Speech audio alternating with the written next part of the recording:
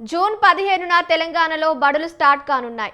ముందుగా నిర్ణయించిన షెడ్యూల్ ప్రకారం జూన్ 12న ప్రారంభం కావాల్సి ఉండగా జూన్ 13న రెండో శనివారం, 14న ఆదివారం కావడంతో షెడ్యూల్లో మార్పు చేసినట్లు విద్యాశాఖ తెలిపింది. జూన్ 13 రెండో శనివారం సెలవుకు బదులు జూలై 11న తరగతులు నిర్వహించనున్నారు.